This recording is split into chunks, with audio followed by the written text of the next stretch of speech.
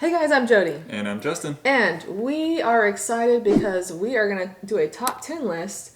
Top 10 new to us games of 2022. Yes, we are. I would like to do top 10 games of 2022, but we just did not play enough last year. There was a good couple months where I was like not feeling well with pregnancy. So we're going to do new to us because we played some new games that were released in 2022, but also some older games that were just new to us. So we're going to do that kind of list. And I am stoked about my games here, guys. You'll see there's a difference in the kind of games that we found the most enjoyable I am so to excited us to talk about these. I like big production games. That's just me. And I don't. So we're gonna have vastly different lists. So let's get going.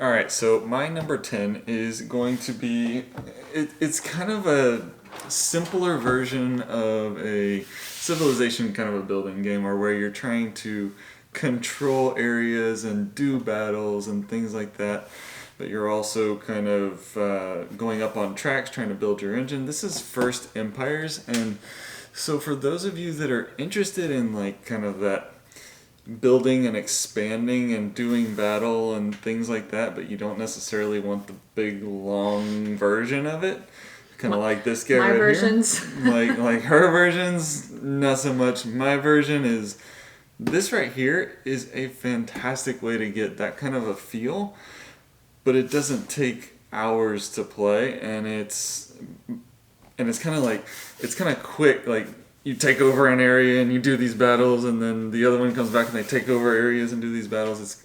To me, it's more fun and kind of quicker, and I love the tracks that you're building. You're rolling dice to help you move up on these tracks or to make movements or things like that.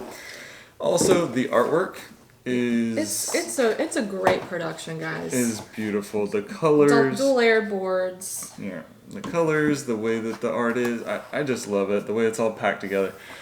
It's a great game. I'm a huge fan. We got to play this for the first time when we were out on vacation, I think, in Arkansas, and I'm a huge fan. We've only played it at 2-player, so I know. I've been really wanting to play this at higher player count. we really need to, because I feel like it's gonna have a different feel. Oh yeah, no. It will definitely have a different feel because with 2-player, there's like different factions and it's slightly asymmetric. And with the 2-player, you can only play 2 of the factions. Yeah, you can only play certain players. So. And obviously, there's only 2 people on the board with interaction stuff. But I mean, I'm really curious to play at a higher player count. I've been really wanting to do that actually. So this can go up to 5. Is it 4 or 5? I see 5 player sets of players. Probably 5. I think it's 2 to 5. Yeah, I don't know. All I know is this definitely has that feeling like you said of a more grandiose game, but it's like shrunken down. It's this is such a great game, guys. I don't feel like I haven't heard as many people talk about this as much as I don't think. Well, I'm the one that peruses board game media I don't follow. too I just much. play, and for me, this one stood out. This is I was a good really one. big fan. Great production. Yeah, good choice. So that's my number 10. First Empire. Yeah, if we were doing a top 20 of games new to us games last year, that would have been on it, as I do like that one. Yeah. Now, mine, we do not own. It's one that is on my wish list, but it's like super hard to get. You can't really get it. It is called Dwellings of Elderale.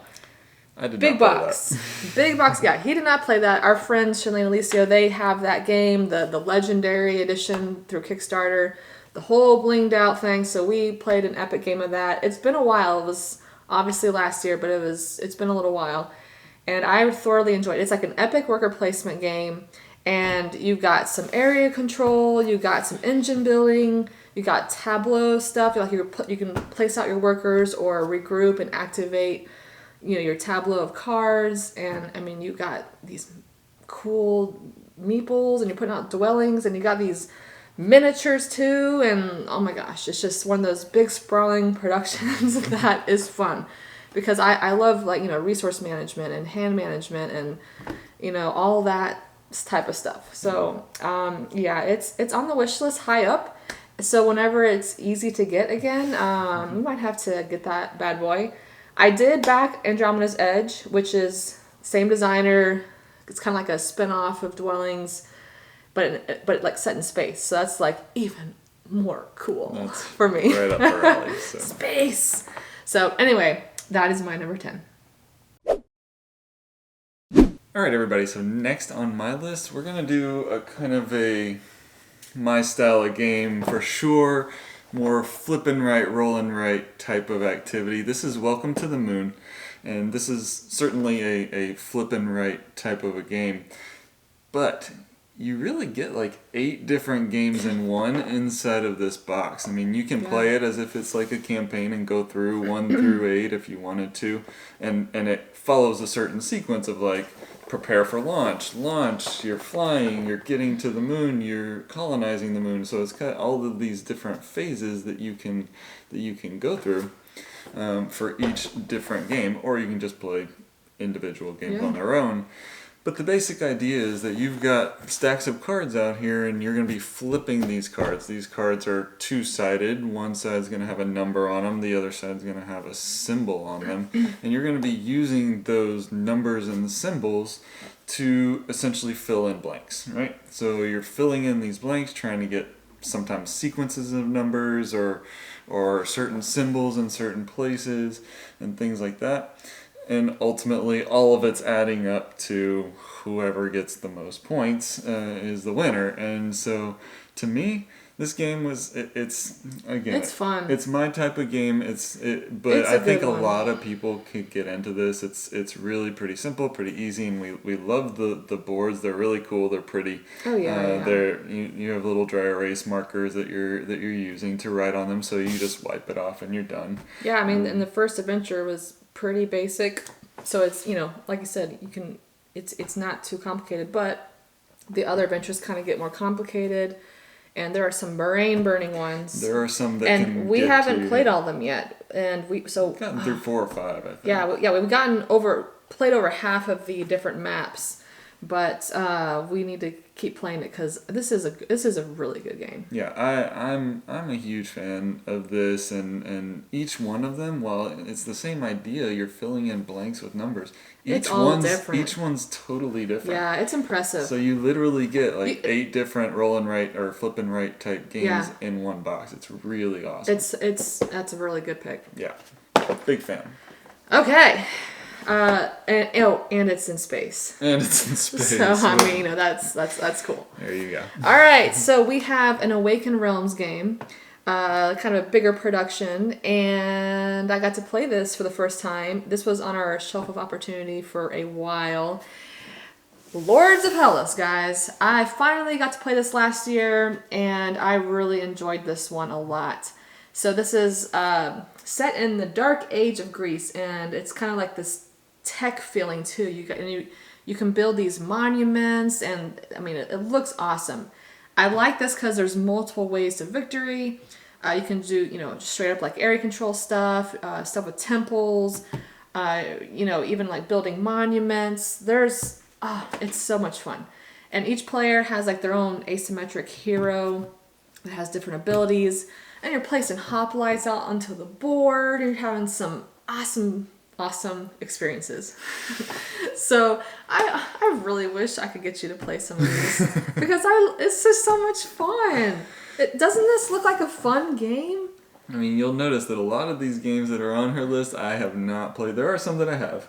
But a lot of them it's just the types of games that we tend to lean towards are very different. Great. I mean, like I said, multiple ways to victory, from classical territory control to adventure-style monster hunting.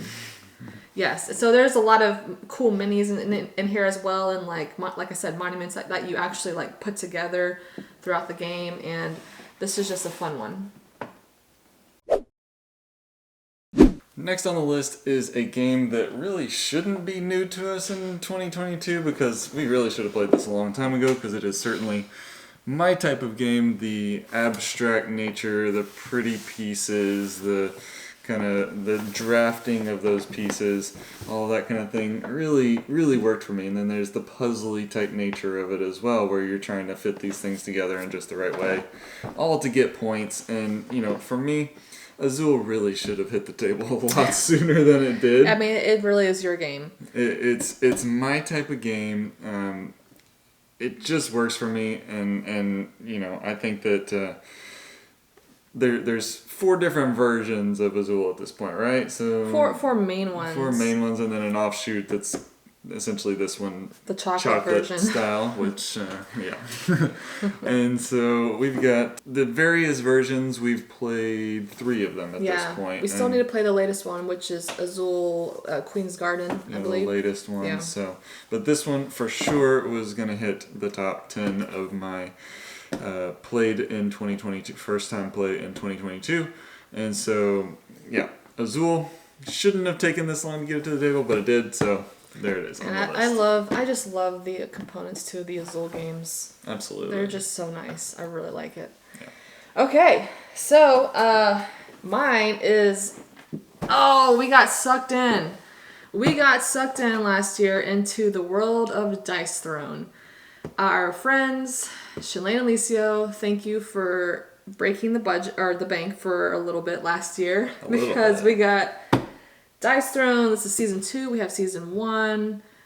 We have Santa and Krampus. We have Dice Throne Adventures. Some play mats. And plan on down the road getting the Marvel set. We had a tournament. One of our recent videos was the Dice Throne tournament. We have been sucked in, and we thoroughly love this. It's been well worth the investment because we've had. I think this is probably one of our most played games at this point. We've played a lot of Dice Throne, and we've had a blast. And it's various different versions, right? We've played Santa and Krampus. We've played season 1, season 2. We've gone against season 1 and 2. We've thrown Krampus in there. We have our friends that have Marvel, and so. I mean, yeah, and so we have the battle chest, but there's like so many different characters to choose from. This is just a glorified battle Yahtzee with awesome production. Each character plays a little bit differently, and this has just been a blast. And now we've got 2 campaigns of Dice Throne Adventures going at the same time. Yeah. It was a good addition to our new games played, and it has stayed, and it is not going anywhere. And it is not. No, this is like a forever stay. This is one of those that's probably gonna be like, oh, when's the next battle chest coming out? Oh no, yeah. At this point, whatever they come out with, we're just gonna have to get. I mean, all of the characters is cool. The latest one, Santa and Krampus. Surprisingly, I really, have really thoroughly good. enjoyed that set. I love Santa and I love Krampus. Surprisingly, for some reason, she's like loving Krampus. Yeah. Anyway, guys, that is Dice Throne. All right, so number 7, we're going to take a look at a 2-person kind of battle game set in a post-apocalyptic kind of a setting. This is Radlands, so you can see the title there, but this is the front of the box. Now this is the Super Deluxe. Deluxified edition, where you've got some really cool playmats in there, which we'll show you here for a second. But you've even got the inside of the box, we're going to show you the inside. I mean, look at that stunning art. Oh, that's so cool. Yeah, and then you've got these really, really nice playmats that are coming out, and you can see that on the playmats there's these different spots where you're going to be placing cards out. Now on the playmats you've got your camps that you're going to be trying to protect, and then you've got these different areas in front of those camps where you're going to be placing your people or things like that where you're trying to actually protect them. So essentially it's one-on-one, and you are trying to battle the other person, trying to knock their people out and knock their camps out, and the first person to lose all of their camps or have all of their camps destroyed loses, and the other person's the winner. Now, this game is supposed to take anywhere between 20 and 40 minutes. We had some crazy epic game the first time we played it, and it was just like... We just kept, being able to defend, and yeah, it was crazy. It was an abnormal play. It was an abnormally long game, but it usually lasts somewhere in the range of 20 to 40 minutes. And for me, I'm a big fan of 2-player games, which, we're 2 people, so that works well for us. Well, technically, we're 3 people at the moment. Well. Because I'm pregnant. And so, but this has been, this game, I'm a big fan of kind of these battle, one-on-one type of games but this one your main resource is water. You're trying to use that water as efficiently as possible to create all these actions and attack the other person. It's just a nice, and it's not an overly complicated game. It's not. It's usually quick, great production, great components.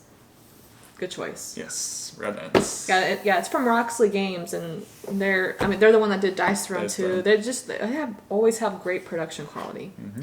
So let's go from that to some more space and to Planet Unknown.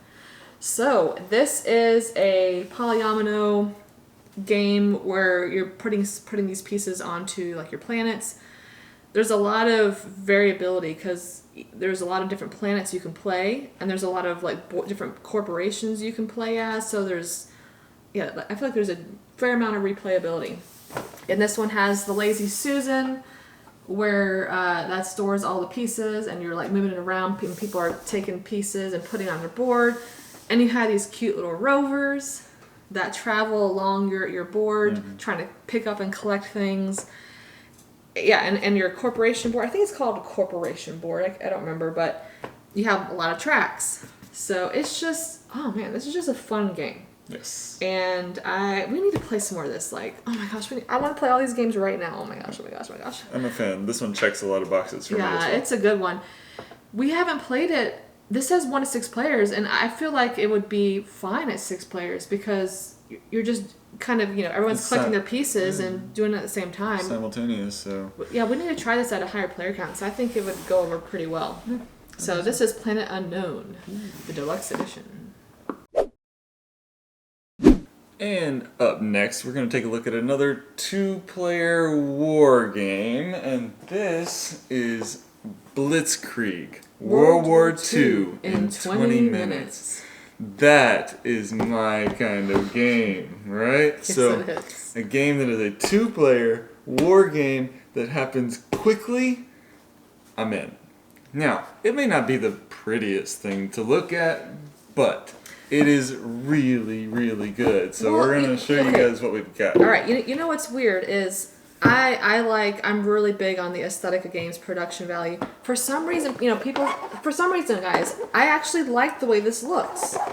I know a lot of people really hate the way this looks, but for some reason, I don't know. I don't know if it's like a nerdy vibe that I just like. I don't know. For some reason, I actually like the way this game looks. I don't know. I still think it's pretty boring, but the way that it plays is really great. So you've got all these kind of different theaters of battle that they fought in World War II, and you're literally fighting each other one-on-one in all of these different areas. So you have to kind of figure out how to allocate your resources in these different areas and decide, well, I might have to sacrifice over here if I want to win this battle over here. Because you're drawing these tokens out of the bag, right? Yeah, and these tokens allow you to do certain things and move and create movements in those different theaters of battle. So we have yet to play the expansion of this game, which I believe that isn't the expansion Nippon expansion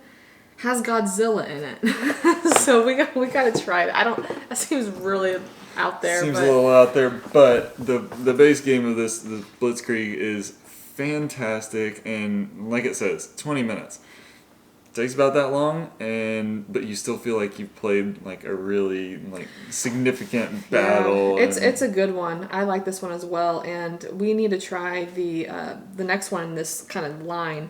Caesar sees Rome in 20 minutes. Yeah. So yeah, we definitely need to try that one because we both love that one. Yeah, for sure. So there's my number 6. So we're going from a small box to another giant box with animals. We got Ark Nova, ladies and gentlemen. This is a nice, big, sprawling game that I'm going to get you to try at least once. It has a lot of cards in it, so it's really kind of card-driven. And I believe all the cards are different. I think it's 255 cards a set or something like that.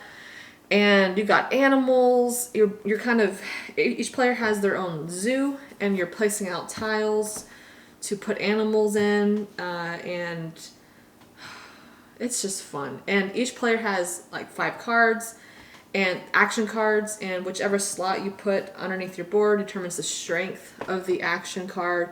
You'll be building buildings, you'll be doing sponsorships, you'll be getting more cards.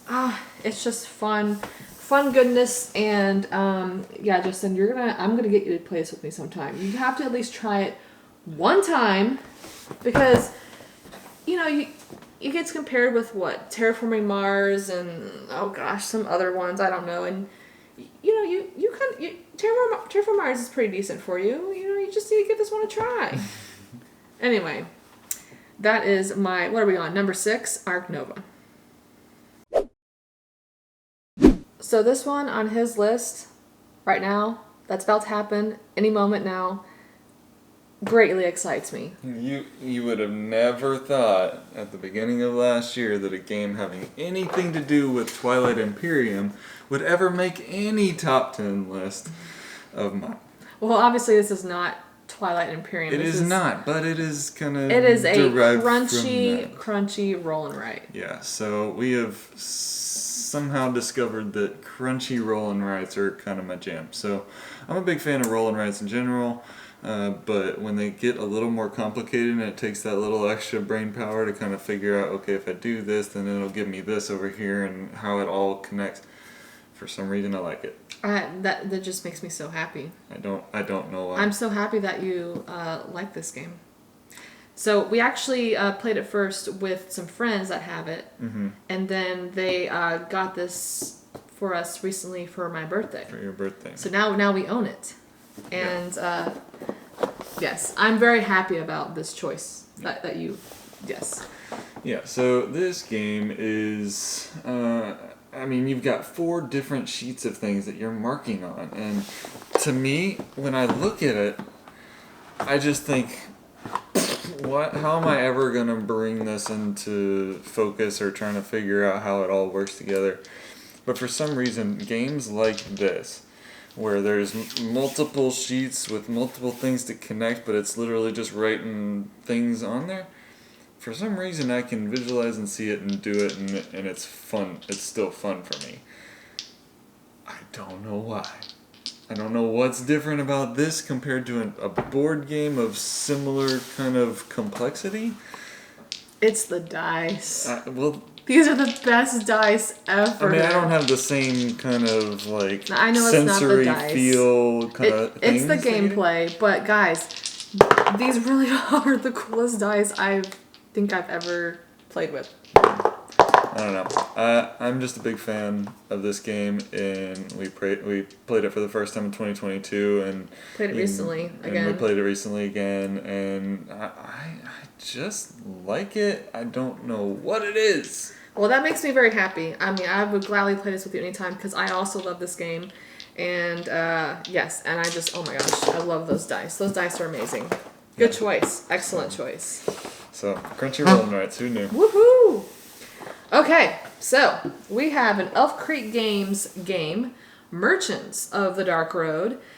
This is another bigger, sprawling production. I did back this, when it was on Kickstarter with the deluxe version, so you got all these cool pieces. I only regret not getting the metal coins. Typically I kind of, try to keep in the budget and stuff. But guys, those metal coins were so cool for this game. So I still want to pick those up sometime. Anyway, you got Andrew Bosley artwork. That's what initially attracted me to this game. And I really enjoy the gameplay as well. It's got this rondel action system where you're moving your wagon around, collecting things, putting stuff into your wagon. You're using dice to take actions. And then you're going on a journey to the Dark Road to deliver stuff. And I thoroughly enjoy the gameplay, the production, the art. You have really cute critters in here.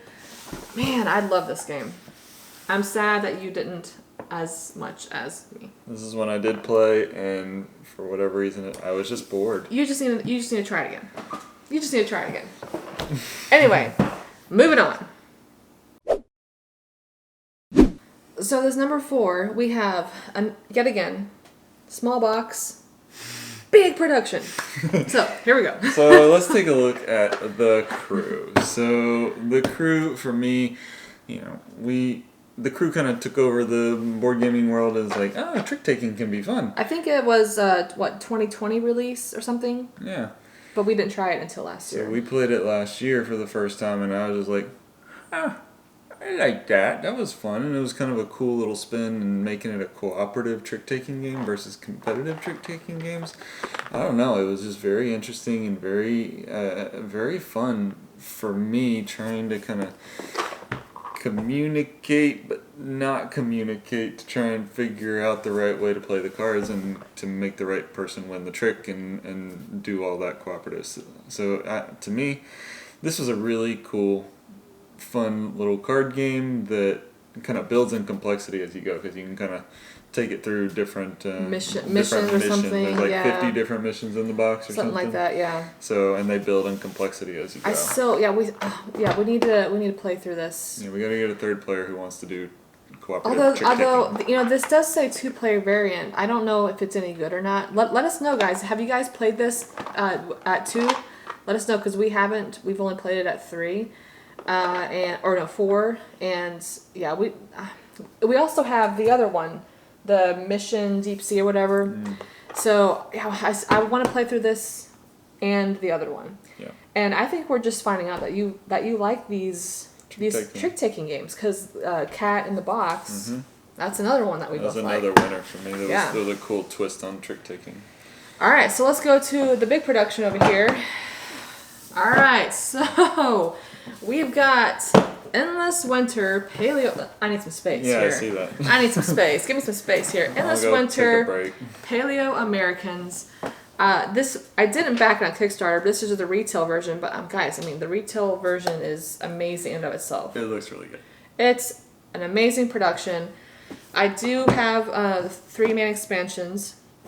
We have played Rivers and Rafts and the Cave Paintings. I still need to do Ancestors expansion. I love this game. This game, deck building, worker placement, my jam. That is just really up my alley. I like dice placement games, but also the worker placement, deck building component. Plus, cool theme, like setting, with amazing production. This is just, I love this. You have some little mini type of things with like your huts, and there's a few miniatures, but you have, oh guys, I love this, and the dual layered boards, and it's vibrant colors. The cards are cool. You have this monolith thing over here where you're stacking up your stuff, and oh my gosh, I love this game. And you do well playing this game. I played well. Like, I won the first time by a lot, and then the second time I think we tied, and you won on the tiebreaker or something. Yeah. Which was irritating, but you for some don't reason, like this one for as much? some reason it didn't like really pull me in. It's one that I would play again. Oh, okay. You probably shouldn't have said that. I'm not like discounting the game and saying that it's bad. No, I'm not saying that at all. I'm just saying I would easily choose something else over it. And so, but and I think it was just the fact that for me it felt like I don't know what I'm doing for the first first 2 rounds. Almost half the game I felt like I didn't know what I was doing. Well, no, and then I started to recognize a pattern, and I was like, oh, okay, now I'm going and going and going on. Our second game, you knew what you were doing. You were going to fill out the entire cave painting. That was your mission, and you did. You achieved that. I did. Yes. So, guys, I love this game. This is hit so many sweet spots for me, and I really enjoy the expansions as well. I can't wait to try this one. That is Endless Winter Paleo Americans. Alright, so this next one might look a little familiar because I already showed one version of this earlier, but I just like this version a little better. So this is Azul Stained Glass of Sintra. For whatever reason, I just really enjoyed, I think the aesthetic of this one a little bit better, as well as kind of the way it was played, and you pull the pieces, the drafting component's pretty much exactly the same, but then you use the pieces to fill out your stained glass windows, and then once you complete a stained glass window, then you can flip it over and fill out another one on the other side. I just found this one to be a little bit more enjoyable than the first one, and not for. I think it was one, just that it was prettier, but two, I feel like I liked the way it way it moved and flowed a little bit better. I can see that. But essentially it's another version of Azul. I liked the first version of Azul, and this one just a little bit more. Okay. So Azul Stained Glass Essentra is my number 3. All right, so let's move on back from the frozen wasteland to space yet again with Beyond the Sun. And boy, do I like this game. This is awesome. You got tech tree, you got resource management, some civilization building, multiple paths to victory. Wow, guys, this is so good. I love the tech tree. I honestly haven't played many, if any, tech tree games before this one, and I'm intrigued with that mechanism or type of play because I really enjoy that. I'm a little nerdy, like, growing up I really enjoyed logic in high school, in that class. I liked math. I was an accounting degree. I like some of that, systematic, like paths and flows, stuff like that. So this just is up right my alley, and it's in space. So you have the tech tree board, and you also have this space exploration board where you're trying to move your ships, colonize systems, and you have your own technology board where you're trying to do upgrades and resource production, and you have these cool little dice that remind me of Roll for the Galaxy dice, which is the same publisher, so it's probably very similar. I just love it. And this one, you don't get a say. You have to try this one with me. That's what she keeps saying, but Yes. It's been a while that we... Well, it's because we're trying to get some other plays of the Shelf of Opportunity, and this one, though, is high up on the list of... Because you never played anything like this before. Because this was new for me as well. We really haven't done much tech tree type of stuff. So, yeah, you need to give this a try, because it's such a good game. That's Beyond the Sun. Guess what? Space time. We have a crossover. I think this is probably... Well, I don't know. We'll see. So, we are going to cross over with Planet Unknown. So, if you guys know me at all, you'll know that one of my mechanisms that I do like, if it's, kind of a big sprawling game, is polyomino. So, I'm a fan of polyomino type stuff and puzzly type of things. So, this is polyomino pieces, placing them onto planets with polyomino shapes, and you're trying to go and explore and do all these different things. You've also got these tracks that give you things that you can do, so I've found that was very enjoyable as well. This game was, for me, it replaced another game. What was it? Me. Cosmic Colonies? Cosmic Colonies was another one that was very polyomino. It was puzzly, it was in space, and this is all of that. It just took it up another notch, and it was just more fun. And there's more replayability with this game, with the different, like we talked earlier in the video, with the different maps and the different boards you can use. Mm-hmm. And I mean, this one has rovers that you move around on the board. Yeah. I mean, that's all you need to know. Rovers. Yeah. So, Planet Unknown Deluxe Edition. This to me was definitely one of my top games of 2022 nice. For sure. Good choice. To be specific, you're number 2. My number 2. So, moving on to my number 2. This is another giant sprawling game. Giant. And it is the Colossus edition of Mosaic, A Story of Civilization. Let's just put this over here. So, guys, oh my gosh. See, I just hit you. This is an awesome civilization game. I love this game. It's basically like an action selection game where on your turn you just choose one action out of, I think it was 7 or something like that.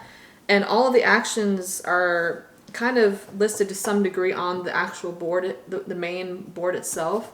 So you just choose one of those and do it. And let me just read this real quick. Technologies, wonders, cities, leaders with unique abilities, resources and trade goods, golden ages, epic achievements, governments, and more. Do I need to say anything else? I mean, guys, all that in this game, and I got the Colossus edition, so this also has like the minis and such, and there is some card play, like tableau building, where it actually reminds me of Terraforming Mars with all the different tags on it. So you're trying to collect cards with different tags, because some cards might let you get points if you have X amount of this tag, or who knows, whatever.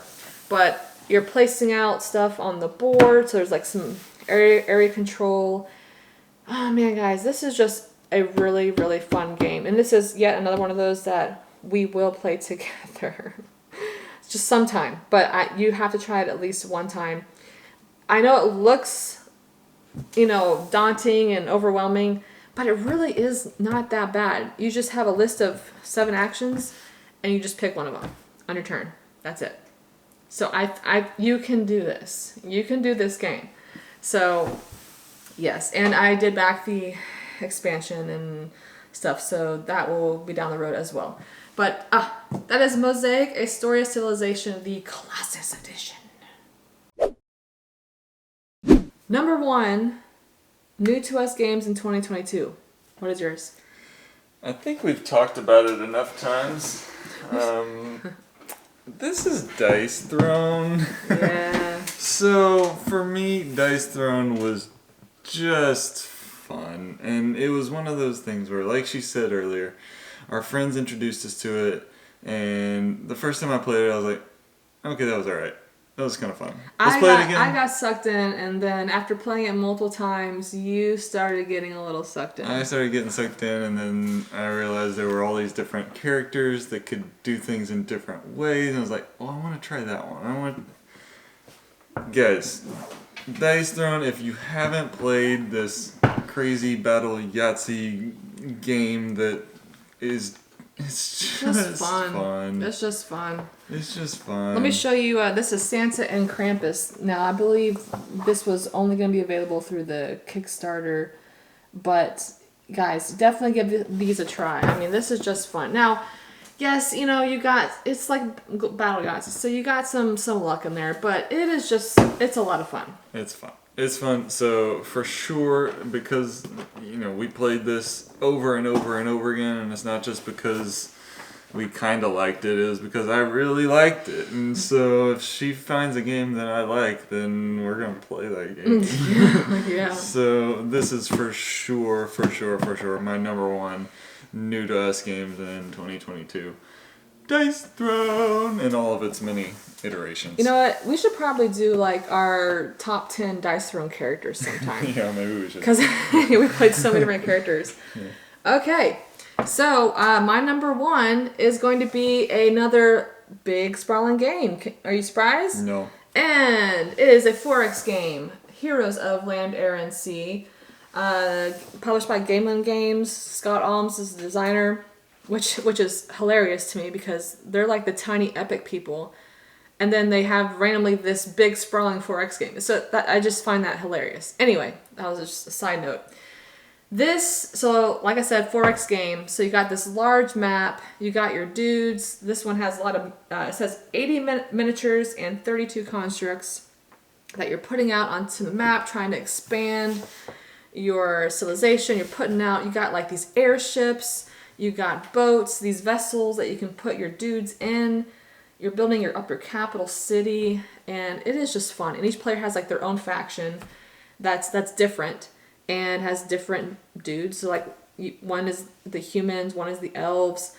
I really want to get the expansions. I haven't found the expansions yet to this because I would love to try the new factions. And some of the expansion material also provides like a floating city on top of the board and like a sunken city or something, and this is just fun. I have enjoyed playing this every time, and I need to play it some more, and I need to get the expansions because it's so much fun. So that is my number 1 from last year, and that is your number 1.